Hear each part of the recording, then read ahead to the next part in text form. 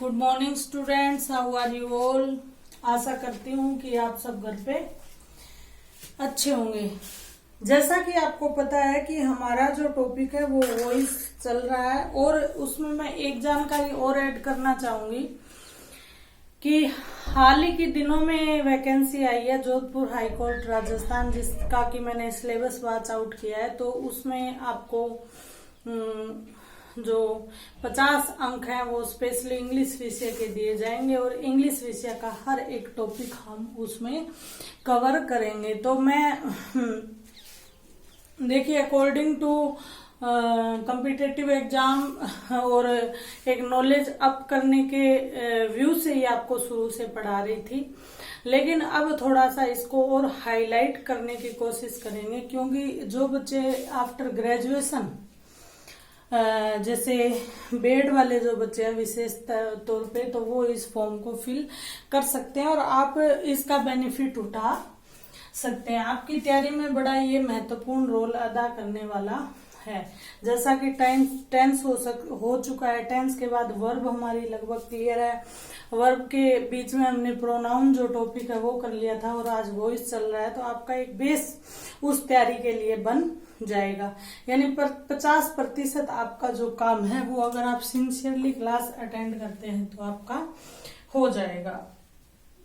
तो एक बार सरस्वती माता जी का आशीर्वाद लेते हुए, और भगत सिंह जी का जन्म दिवस है तो उसकी आप सबको बहुत बहुत बधाई, और आशा करती हूँ कि उनके जीवन से हम कुछ प्रेरणा लें और उतना ही उनको ट्रिब्यूट हमारी तरफ से बनता है, क्योंकि सिर्फ फेसबुक पे व्हाट्सएप पे उनके मीम्स या पिक्स लगाने से कोई मुझे नहीं लगता कि ज्यादा सा कोई बेनिफिट होगा। तो जी हाँ, हम आज वो इस टॉपिक करने जा रहे हैं और हमने इस टॉपिक को 2 या 3 क्लास पहले शुरू कर लिया। तो मोटे तौर पे हम एक बार वो बात चर्चा कर लेते हैं। वॉइस मतलब मैंने आपको बताया था वाच्य, वाच्य मतलब कहने का तरीका, किसी भी गतिविधि को कहने का तरीका। उसके 2 तरीके मैंने आपको बताया। एक्टिव, जिसमें डायरेक्ट ही कार्य करने वाले को मुख्य तौर पर रखते हुए वह बात बताई जाए, जैसे राम स्कूल जा रहा है, वह स्कूल जा रहा है, वे हंस रहे हैं, वे खेल रहे हैं, यानी फोकस है जो क्या है कर्ता पे हो। और दूसरा तरीका, उनको सेकेंडरी रख के और कर्म को फोकस किया जाए। अब राम स्कूल जा रहा है तो स्कूल राम के द्वारा स्कूल जाया जा रहा है, यानी कहीं ना कहीं जो फोकस है वो कर्म पे डाल दिया जाएगा, तो वो पैसिव वॉइस बनेगा। अब एक्टिव को पैसिव में बदलने का, कर्तृवाच्य को कर्मवाच्य में बदलने के कुछ रूल्स हैं, कुछ फिक्स और ऑथेंटिक चीजें, उनके गो थ्रू हमें होना पड़ेगा। तो हम कर रहे थे रूल्स किसके बारे में, कि how to we can change active voice into passive voice, कि हम एक्टिव वॉइस को पैसिव वॉइस में कैसे बदलें। तो मोटे तौर पे हमने मुख्यतः जो सबसे पहला नियम था वो क्या था कि SVO जो फॉर्मूला है वो बिल्कुल उल्टा हो जाता है और रिवर्स हो जाता है। उसके बाद यहां ये एक्टिव वॉइस, ये है पैसिव वॉइस। यहां जो वर्ब है वो अकॉर्डिंग टू सब्जेक्ट आएगी, लेकिन यहां जो वर्ब है वो फिक्स हो जाएगा कि वर्ब की थर्ड फॉर्म आएगी, प्लस इसके साथ जो हेल्पिंग वर्ब है वो अकॉर्डिंग टू ऑब्जेक्ट चेंज हो जाएगी। तो इस विषय का आपको खास तौर पर ध्यान रखना है।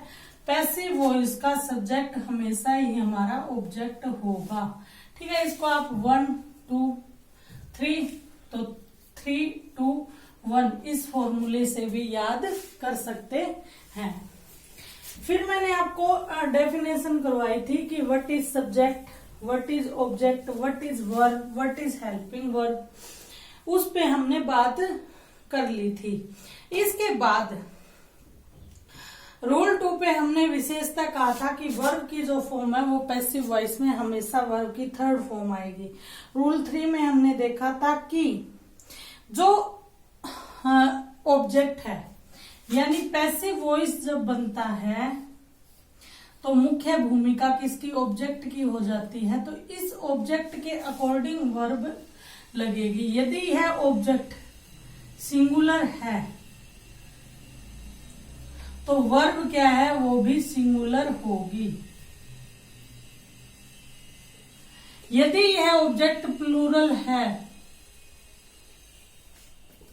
तो वर्ब क्या है, वो भी हमारी प्लूरल होगी। ठीक है, इस चीज को आपने नोट कर लिया। एक इसमें आता है फिर, जब इसका स्ट्रक्चर बनता है ऑब्जेक्ट, वर्ब और सब्जेक्ट। तो सब्जेक्ट से पहले एक बाय एजेंट का प्रयोग किया जाता है। अभी जो करंटली जो स्टेज है कॉम्पिटिटिव एग्जाम की, उसमें ये लगभग इनविजिबल होता है, अदृश्य रूप में होता है, लेकिन फिर भी जो मेन जो रूल है, मुख्य तौर पे जो इसका प्रयोग है, तो बाय सब्जेक्ट से पहले एजेंट के रूप में प्रयोग किया जाता है। कहीं कहीं इसका प्रयोग नहीं भी होता है। अब मैंने तुम्हें एक बात कही थी कि इसमें स्पेशली, अब आप एक चीज देखिए, स्ट्रक्चर है, उसमें सब्जेक्ट है, वर्ब है और ऑब्जेक्ट है। अब जो ऑब्जेक्ट और सब्जेक्ट है उनमें एक कंडीशन होती है कि या तो वो नाउन होंगे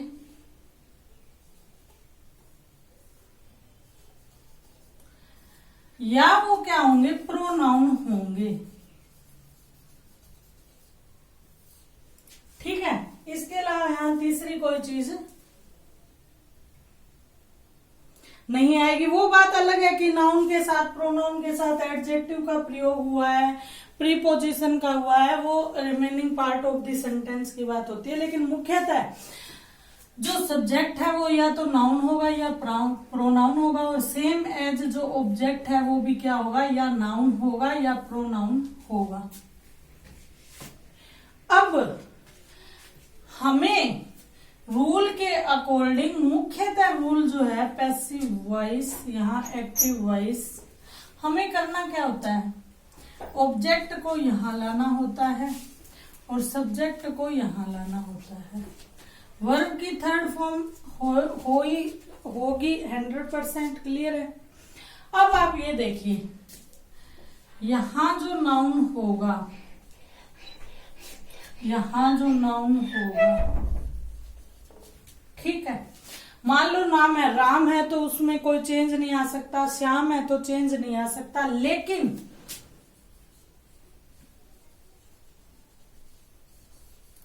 यदि यहां पर प्रोनाउन हुआ और यहां पर प्रोनाउन हुआ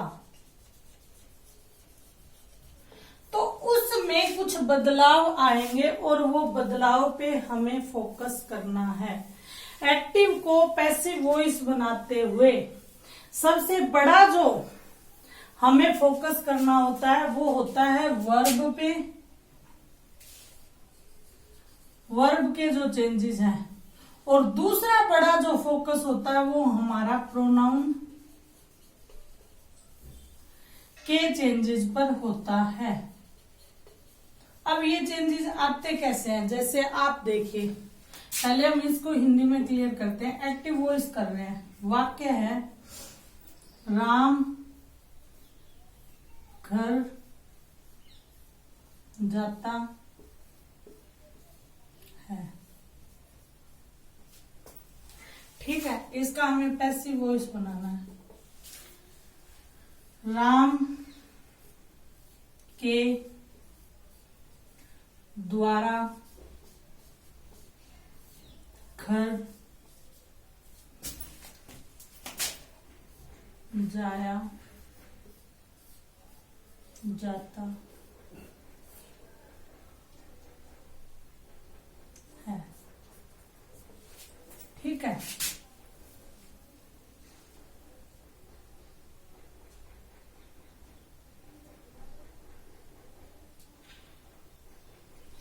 अब आप देखिए, इसमें राम क्या था, सब्जेक्ट था, घर था ऑब्जेक्ट, और ये दोनों ही क्या है, नाउन है।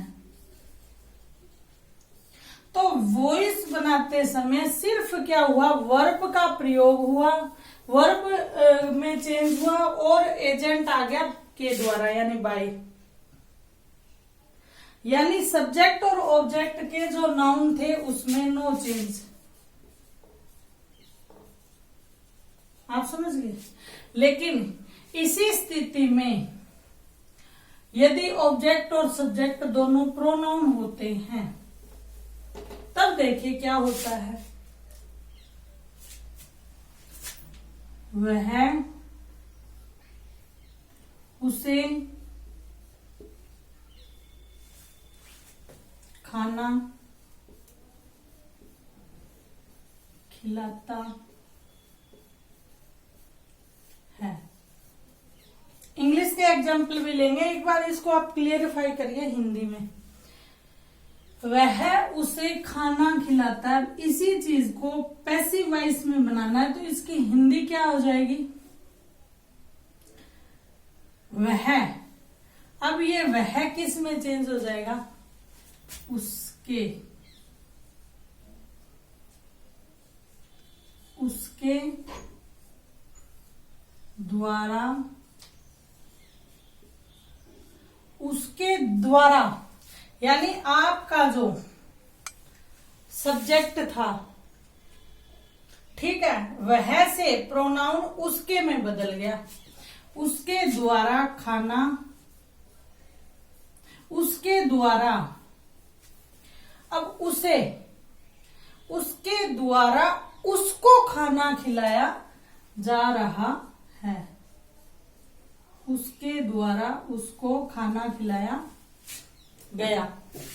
ठीक है, टेंस चेंज हो गया इसलिए वर्ब की थर्ड फॉर्म आएगी। ठीक है, वहां भी घर जाया गया होगा पहले सेंटेंस में। तो उसके द्वारा उसको खाना खिलाया गया। आप समझ रहे हो, दोनों के दोनों प्रोनाउन हैं वो चेंज हो गए। ये सब्जेक्ट का भी चेंज हो गया और ऑब्जेक्ट का भी चेंज हो गया। और पैसिव वॉइस बनेंगे तो ऑब्जेक्ट यहाँ आ जाएगा और सब्जेक्ट वहां आ जाएगा और वर्ब यहाँ आ जाएगी। मुझे ये लगता है कि आपको ये चीज बिल्कुल एकदम क्लियर हो गई होगी और इस तरह से शायद ही आपने कभी इस चीज को देखा होगा। तो आप समझ रहे हैं कि यदि प्रोनाउन होंगे तो उसमें चेंजेस होंगे। अब उसको चेंज करने का देखिए, मैं रटने वाली चीज भी होती है ऐसा नहीं है, लेकिन मेरा यह मानना है कि कोई भी चीज रटने से पहले, मेमोराइज करने से पहले उसको अंडरस्टैंड करना जरूरी है, कंसेप्ट क्लियर करना जरूरी है। उसके बाद चाहे हम याद भी कर लें, लेकिन आप उस वाक्य को हमेशा जब आपको समझ में ना आए कि प्रोनाउन का किसमें क्या चेंज करें, तो आप उस वाक्य की हिंदी कर लीजिए और फिर उसकी इंग्लिश में चेंज करके देखना। उसके लिए आपको क्या है, एक छोटा सा मैं काम दे रही हूं। जैसे जितने भी प्रोनाउन है, he, she, it, they, their, him, his, her, hers, ठीक है, सेल्फ वाले इट सेल्फ,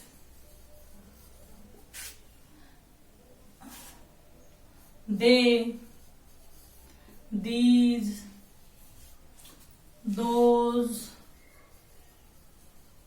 ठीक है। जितने भी इस तरह के प्रोनाउन है उनकी हिंदी आप कर लीजिए याद।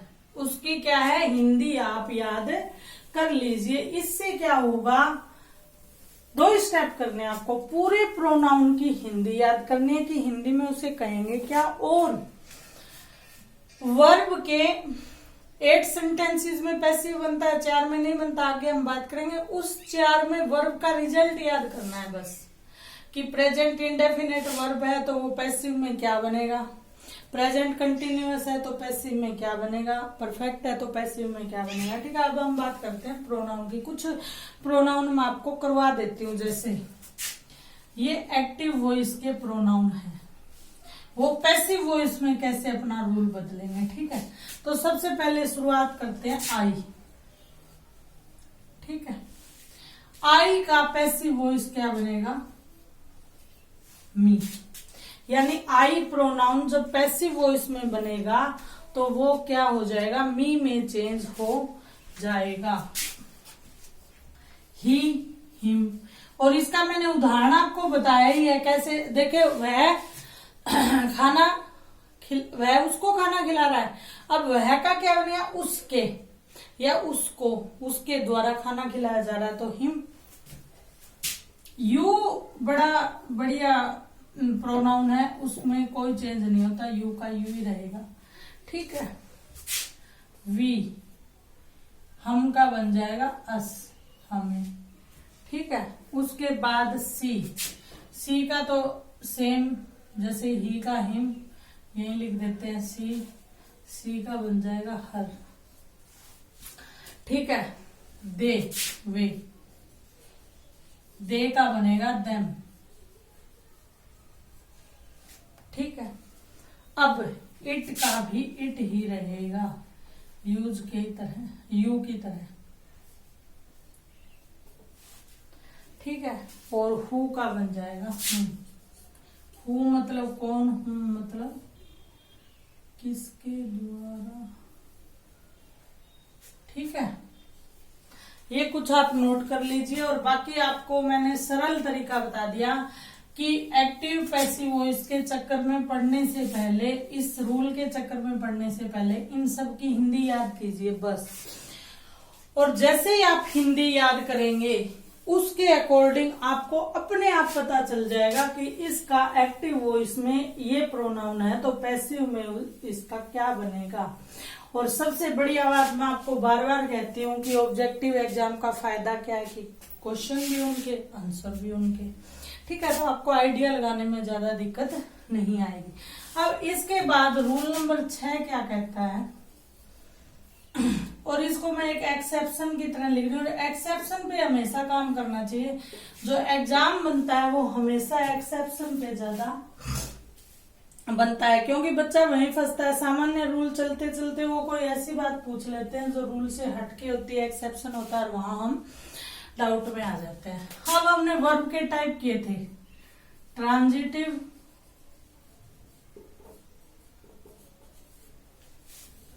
सकर्मक क्रिया,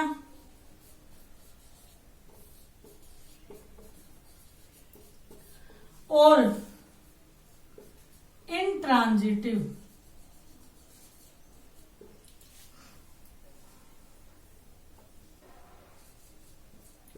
इंट्रांजिटिव अकर्मक क्रिया।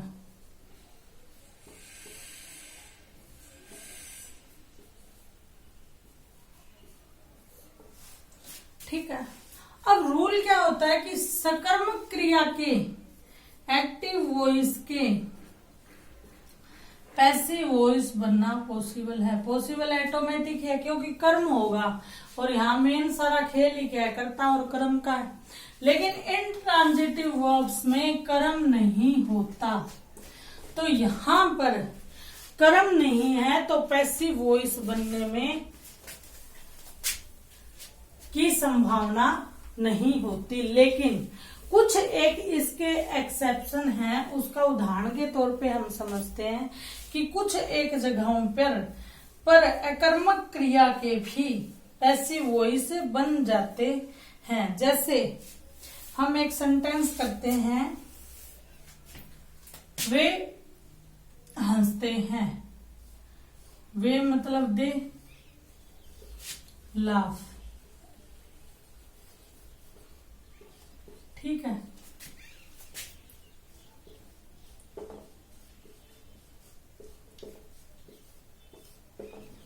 अब इसको अगर हम पैसिव वॉइस में चेंज करते हैं तो क्या होगा, दे लाफ्ड, वे हंसे। ठीक है, अब इस वाक्य को यदि हम पैसिव वॉइस बनाएंगे तो क्या होगा, उनके द्वारा हंसा गया।